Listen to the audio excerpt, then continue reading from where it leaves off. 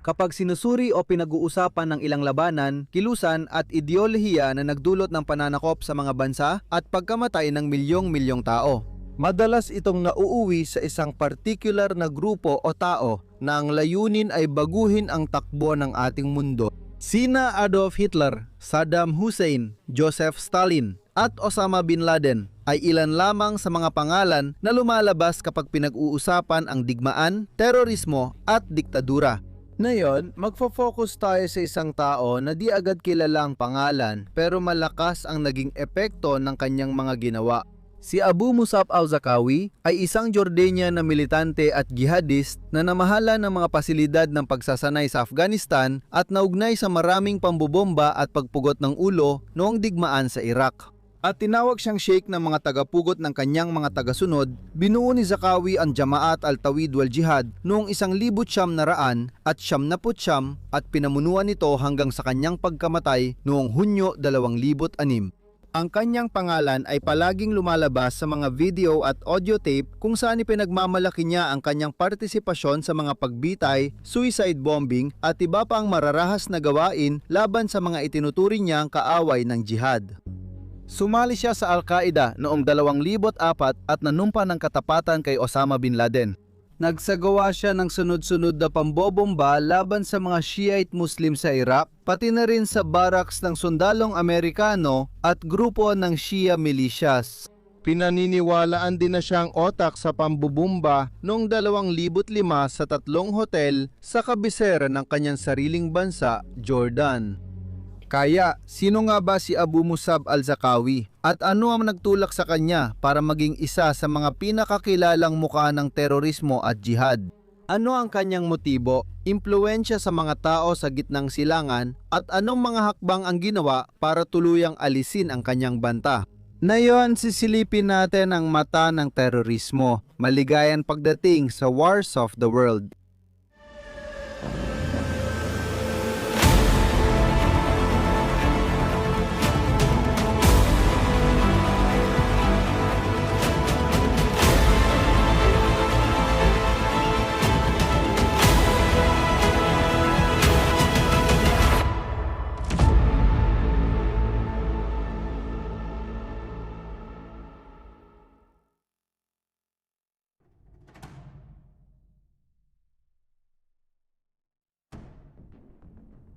Si Abu Musab al-Zarqawi na ipinanganak bilang Ahmed Fadil Nazal al-Halala ay pinanganak noong 1966 sa kahirapan sa semi-arid na bansa ng Jordan.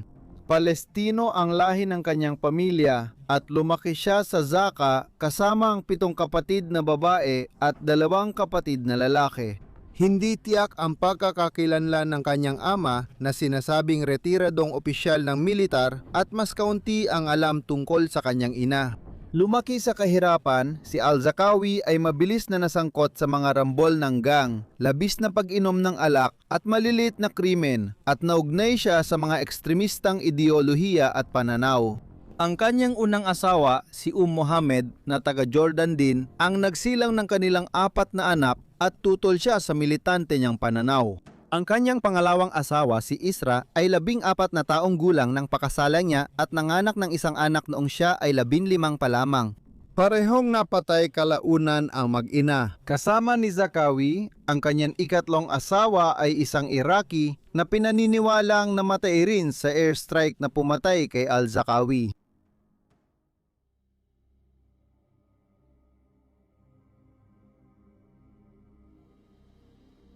Kaya ano nga bang dahilan kung bakit naging kilala ang radikal na ekstremistang ito sa gitna ng kanyang mga kapwa-ideolohista? Si al-Zarqawi ay sangkot sa maraming pag-atake, suicide bombings, matinding propaganda at malulupit na pagputol ng ulo. Marami sa mga ito ay alam natin at malamang marami pang iba na maaaring na-classify o inakalang nangyari. Dahil sa walang tigil niyang pagkahilig sa karahasan, matagal himayin lahat ng kanyang ginawang kalupitan. Mag-focus tayo sa mga madalas iugnay ng marami sa pag-angat niya sa kapangyarihan. Ang Islamic State of Iraq and Syria o Islamic State ay isang malaking grupong terorista na kumikilos halos sa bawat bahagi ng mundo. Ang kanilang pandaigdigang abot sa kabataan gamit ang social media, dark web at iba pang taktika ng paghugas ng otak ay nagudyok sa marami na sumumpa ng katapatan at lumahok sa terorismo para sa kanilang organisasyon. Bagamat bago pa ang grupo kumpara sa ibang pandaigdigang terorista, nag-iwan na ng marka ang Islamic State of Iraq and Syria sa mundo at patuloy na kumukuha ng miyembro, kumikilos at nagpapalaganap ng propaganda para magtatag ng pandaigdigang kalipato. At gayon pa man, katulad ng mga Nazi sa Alemanya noong ikalawang digmaang pandigdig, nagsimula ang lahat sa isang tao, si Abu Musab al-Zarqawi. Noong 1973 siya ay 23 taong gulang pa lamang. Si al-Zarqawi ay nagtagal sa Afghanistan bago bumalik sa kanyang bayan sa Jordan, kung saan siya ay inaresto at ikinulong dahil sa pagsuway sa gobyerno at pagdadala ng mga ilegal na armas.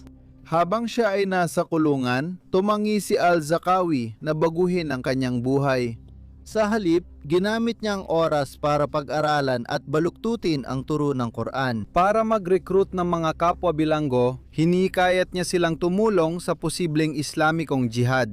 Isang royal amnesty noong 1979 ang nagpalaya kay Zarqawi at nagbigay daan sa kanya na makabalik sa Afghanistan upang makipagkita sa isa sa pinaka-radikal na terorista sa lahat ng panahon, si Osama bin Laden.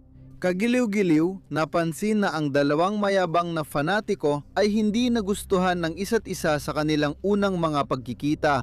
Ayon kay retiradong dating direktor ng United States Defense Intelligence Agency, Lieutenant General Mike Flynn, si Zarqawi ay napaka-brutal at inilarawan siya na parang si Hitler, kaya binigang diin ang kahalagahan ng kanyang impluensya sa maraming kabataang nadismaya. Sa isang panayam na isinagawa ng Cable News Network para sa kanilang declassified series, ayon sa dating National Security Advisor ng Administrasyong Trump at inuulit ko, isa siyang diktador na may plano. Plano niyang pumatay ng maraming tao na ibang pananaw sa buhay at baguhin ang muka at kalikasan ng gitnang silangan at sa totoo lang ng mundong Islamiko pagkatapos ng pahayag. Matapos ang ika-11 ng Setyembre attack sa World Trade Center na pinlano ni Osama bin Laden at mga tauhan niya, si al-Zarqawi ay nagtungo sa Iraq at pagsapit ng 2003 siya ay nanguna sa isang mabagsik na 3 taong kampanya. Sa mga sabayang pag-atake sa loob ng bansa, pati na rin sa mga target ng United States, tinawag niya ang kanyang grupo na Al-Qaeda sa Iraq. Habang lumilipas ang panahon, ginamit ni Zarqawi ang koneksyon at karisma niya para mag-recruit, mag-brainwash at ipadala ang mga tagasunod sa kamatayan. Maging sa labanan o sa pamamagitan ng pagpapakamatay, ginawa ito upang maisakatuparan ang kanyang pananaw ng isang pandaigdigang kalipato at Islamic State. Nagkomento si Mike Flynn tungkol sa mabilis at malawakang impluensya ng ekstremista sa komunidad ng Islam. Sinabi niya, "CP, kapag tinitingnan ko ang kinakaharap natin ngayon, nakikita ko si Zarqawi sa buong larangan ng labanan na ito. Si Zarqawi ang ama ng Islamic State." Wakas ng CP. Ang kapwa-general ng United States Army na si Stanley McChrystal ay nagkomento tungkol sa kanyang kulto na katayuan sa pamamagitan ng pagkilala na CP, lumika siya ng mas malaki pa sa isang maliit na teroristang organisasyon, lumika siya ng isang kilusan. Wakas ng CP. Ang pagbilis ng Islamic State of Iraq and Syria sa pamamagitan ng baluktot na mga turo ni al-Zarqawi at ng kanyang mga ideolohiyang propagandista ay nangangahulugan na hindi lang siya isang teroristang sundalo, kundi isang makapangyarihan at mapanlinlang na utak na mabilis na nagiging isang napakalaking banta sa pambansa at pandaigdigang seguridad. Tulad ng nabanggit kanina, ang mga unang pagpupulong sa pagitan ni al-Zarqawi at ng muka ng Al-Qaeda, si Osama bin Laden, ay hindi naging ayon sa plano. Parehong hindi nagustuhan agad ng dalawang fanatik ang isa't isa. Sinabi na hindi sang-ayon si bin Laden sa mga layunin ni Zarqawi at sa mga koordinadong pag-atake nito sa kapwa Muslim. Nagkomento si McChrystal sa malakas na pananaw ni Zarqawi na naging sanhi ng hindi nila pagkakasundo. Sinabi niya at inuulit ko, ang sinusubukan niyang gawin ay lumikha ng digmaang sibil sa pagitan ng Sunni at Shia. Dahil dito nagkaroon ng komplikasyon, issue sa seguridad at hadlang para sa United States-led na koalisyong militar. Bagamat layunin ng Islamic State of Iraq and Syria na pagisahin ang mga Muslim sa isang pandaigdigang kalipato at Islamic State, patuloy nilang tinatarget ang mga Muslim na hindi sumusunod sa kanilang interpretasyon ng pananampalataya. Isa sa mga karumal-dumal na krimeng ito ay naganap noong ika-25 ng Marso 2016 nang magpasabog ng sarili ang isang suicide bomber sa gitna ng karamihan matapos ang isang lokal na laro ng football. Sa nayon ng Al-Asriya, malapit sa Iskandaria, sa lalawigan ng Babel, isang lugar na may halo-halong Sunni at Shiite, nakakalungkot na 41 katao ang nasawi at mahigit 100 ang nasugatan, kabilang na ang mga bata. Iniulat din na kabilang sa mga nasawi sa pagsabog ang alkalde si Ahmed Sheikha. Kalawanan, malalaman natin na ang Islamic State ang umako ng responsibilidad sa pag-atake tulad ng marami pang iba sa buong mundo. Napansin ni Amanda Rogers, isang research fellow sa Georgia State University na quote, "Ang nakikita natin na ginagawa ng Islamic State of Iraq and Syria ngayon ay isang paglala ng ginawa ni Al-Zarqawi noon na pangunahing tinatarget ang mga Muslim. Ito ay Al-Zarqawi, 101. Wakas ng quote. Pagkatapos, noong 2004 sa lungsod ng Fallujah sa Iraq, napansin ng mga general ng United States kung paano ang maraming dating militante ni Saddam Hussein ay naging tapat kay Zarqawi at sa mga ideolohiya ng Islamic State of Iraq and Syria. Ang bilis ng pagbabago ay nagdulot ng pagtaas ng kapangyarihan ng mga ekstremista sa nakakabahalang antas. Magsisimula ang unang labanan sa Fallujah matapos ang aksyong militar bilang tugon sa malupit na pagpatay at pagsabit sa tulay ng 4 na kontratistang Amerikano. 27 Amerikanong sundalo ang napatay sa paglusob at ang Fallujah ang naging unang lungsod sa Iraq na nasakop at inangkin ng Islamic State of Iraq and Syria. Mula ron, ginamit nila ang rehiyon upang magpadala ng mga suicide bomber papuntang Baghdad. Ang sumunod na yugto ay kinabibilangan ng mga nakakatakot na video ng brutal na propaganda, pagpapahirap at pagputol ng ulo. Kung hindi pa kilala ng mundo si Zarqawi noon, makikilala na nila ang kanyang pangalan, ang kanyang muka at ang kanyang mga nakakatakot na ginawa. Ang mga video kung saan sunod-sunod ang mga pagdukot at ang pagpatay sa kanyang mga biktima ay ipinalabas ng live at pagkatapos ay in-upload online ni Zarqawi at ng kanyang mga tapat na tagasunod. Ang unang pagdukot ay sa Amerikanong kontratista na si Nicholas Berg noong Mayo 2004. Si Berg ay freelance na tagapag-ayos ng radio tower na nagtungo sa Iraq matapos sakupin ng Estados Unidos. Ngunit siya ay agad na dinukot ng grupong ekstremista at kalaunan ay pinugutan ng ulo. Sinabi ng Islamic State of Iraq and Syria na ginawa nila ang pagpatay bilang ganti sa torture at pang-aabuso ng United States Army sa mga bilanggo ng Abu Ghraib sa Iraq. Ang Central Intelligence Agency ay kalaunang nag-angkin na si Berg ay pinatay mismo ni Abu Musab al-Zarqawi. Ang video ng karumal-dumal na pagputol ng ulo ay nilabas sa internet na iniulat na mula sa London sa isang homepage na nakahost sa Malaysia ng grupong Islamiko na Jamaat al-Tawhid wal Jihad. Ang pagkabigla mula rito ang nantulak sa grupo na magsagawa pa ng mga karagdagang pagdukot at pagputol ng ulo. Marami sa mga ito ay isinagawa ng kilalang teroristang selula na tinatawag na The Beatles at lalo na ng lalaking tinaguriang Jihadi John. Si Mohammed M. Wazi, na kilala rin bilang Jihadi John, ay isang Britanikong militante na may lahing Kuwaiti na nakita sa ilang mga video na ginawa ng Islamic State of Iraq and Syria noong 2014 at 2015. Sa huli, napatay siya sa isang target na drone strike sa Raqqa, Syria, ang de facto na kabisera ng Islamic State of Iraq and Syria.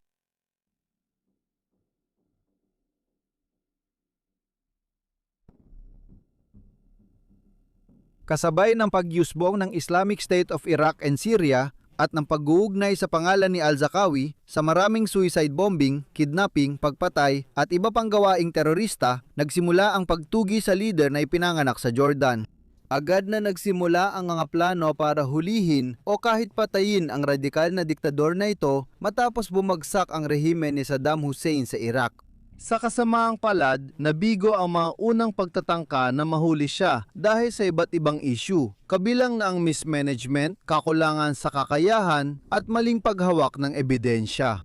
Natagpuan ang laptop ni Zarqawi, ngunit kalaunan ay misteryosong nawala ito. Iniulat na siya ay nahuli na nga at pagkatapos ay pinalaya muli ng mga tropang Amerikano na hindi siya nakilala. Kahit ganito, naipakalat niya ang mensahe at patuloy na pinamunuan ng kanyang mga tauhan sa sunod-sunod na mararahas na pagpatay. 3 araw bago siya tuluyang mamatay, si Qasim al-Ani, isa sa mga komandante ng kanilang organisasyon, ay naaresto sa kabisera ng Iraq. Ito ay isang mahalagang sandali sa pagtugis kay al-Zarqawi na lumipat patungong lalawigan ng Jala sa hilaga ng kabisera. Dahil sa pagkakahuli at investigasyon kay al-Ani, sunod-sunod na sinalakay ang hindi bababa sa 17 ari-arian sa gitnang Iraq. Nagresulta ito sa pagkakaaresto ng iba pang pinaghihinalaang miyembro ng Al-Qaeda at pagkakatuklas ng tinawag ng mga tagapagsalita ng militar ng United States na isang kayamanan ng mga materyales at dokumento na may kaugnayan kay al-Zarqawi at sa kanyang mga kasamahan.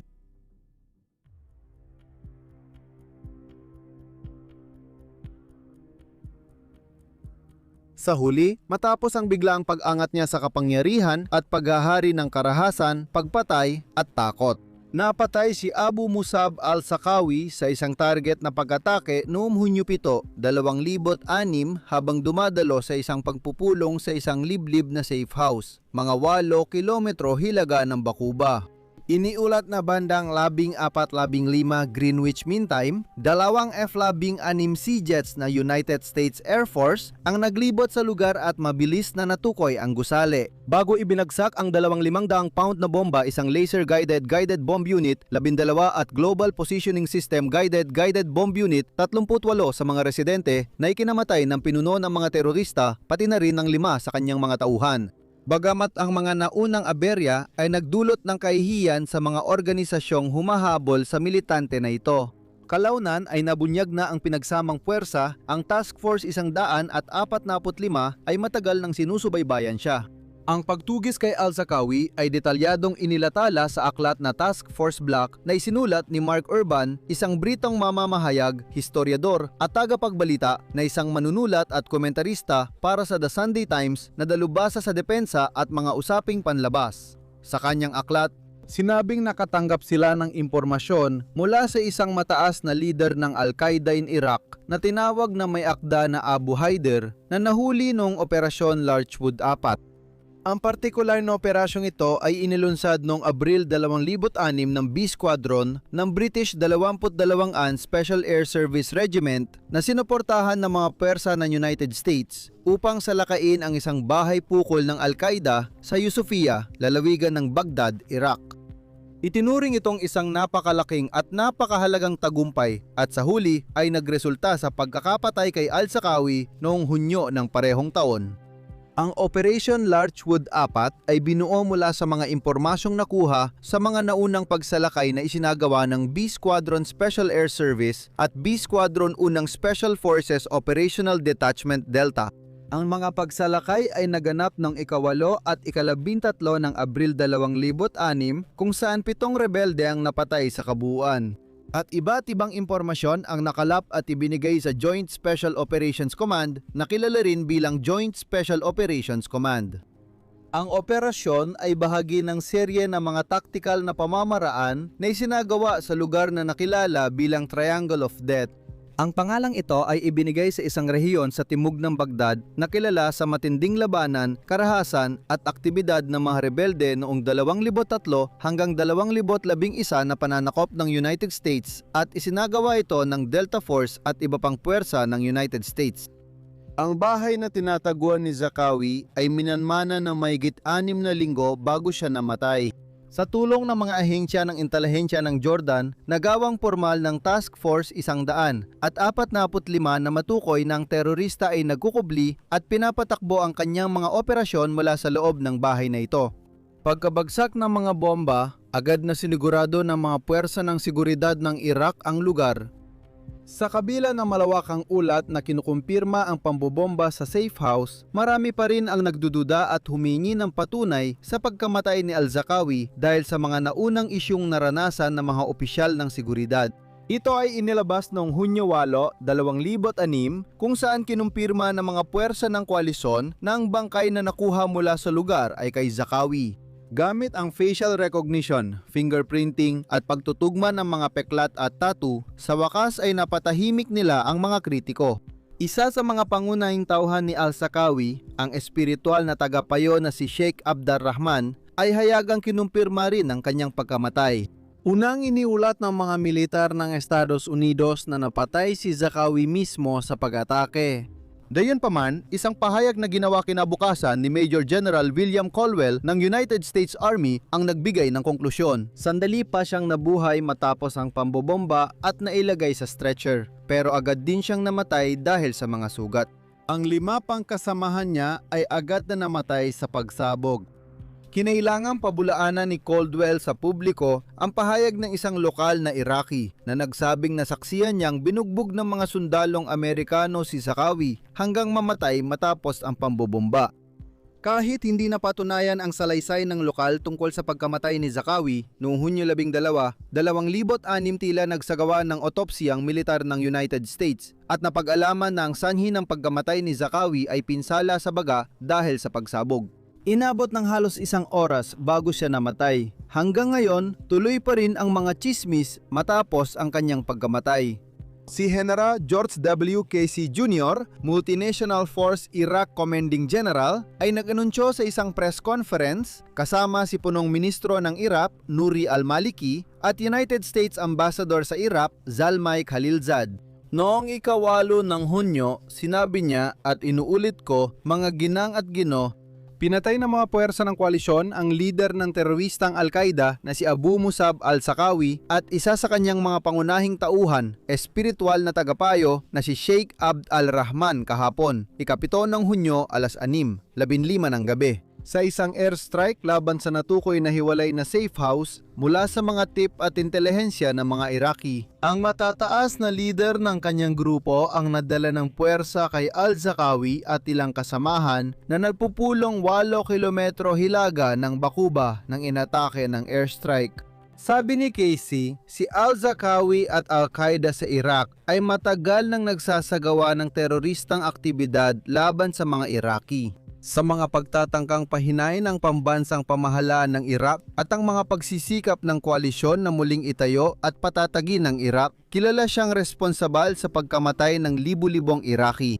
Ang pagkamatay ni al-Zarqawi ay isang malaking dagok sa Al-Qaeda at isa pang hakbang patungo sa pagkatalo ng terorismo sa Iraq. Wakas ng pahayag.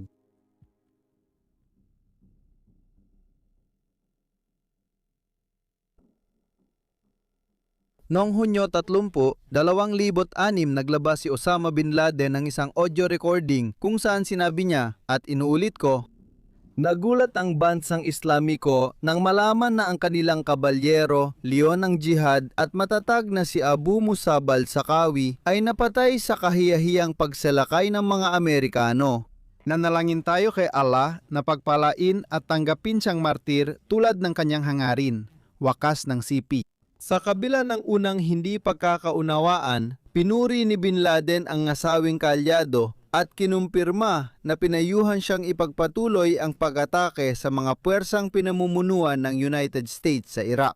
Ngunit pati na rin CP para sa mga tumindig upang lumaban sa panig ng mga krusada laban sa mga Muslim.